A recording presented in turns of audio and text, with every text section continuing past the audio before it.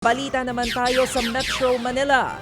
Sinalakay ng mga otoridad ang tinaguriang mega scam hub sa Parañaque. Hindi lang isa kundi tatlong magkakaibang scam ang kanilang nadiskubre. Nasa 2 taon na di umano ang operasyon ng tinaguriang mega scam hub.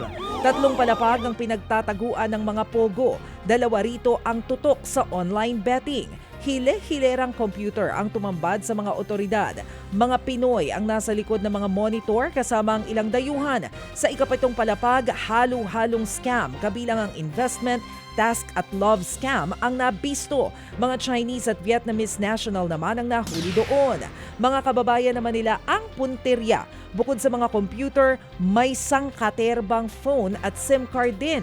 Nire-register nila ang mga ito gamit ang mga peking detalye at saka magre-register ng maraming online messaging account.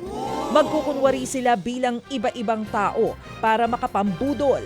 Ito na raw ang pinakamalaking raid ng PAOK matapos magpa-total pogo ban si Pangulong Bongbong Marcos. Patuloy ang investigasyon sa naturang mega hub. Kinuyog, pinalo at sinaksak ang isang lalaking snatcher umano sa Malate, Maynila. Sabado ng gabi nang mangyari ang insidente, sumbong ng ilang miron, pumasok daw ng isang bahay ang lalaki at tumalon sa 2nd floor.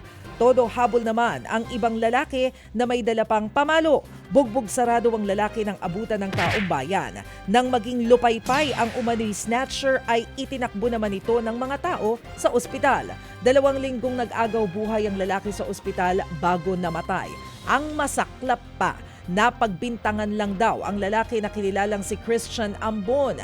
Ayon sa mga kaanak niya, si Christian ang nanakawan at hinabol lang niya ang snatcher. Hustisya ang hiling ng kanyang pamilya.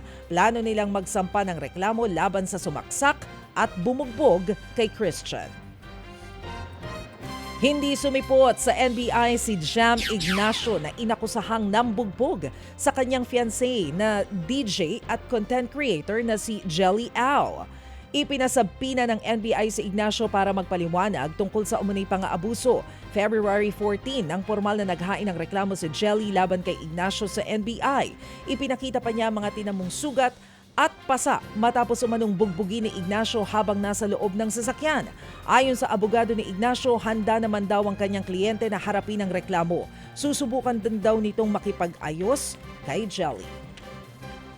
Samantala, nag-amok sa tanggapan ng LTO at Barangay Hall ang isang babae sa Quezon City. Una umanong nagwala sa tanggapan ng LTO ang babae na kinilala lang na alias Kate. Nang madala na sa barangay, hindi pa rin ito tumigil at pinagbabato ng nakakalat na kahoy ang mga opisyal. Nahuli pa siyang gumagamit ng vape na may cannabis flower oil, isang produkto mula sa marijuana at ipinagbabawal gamitin sa bansa.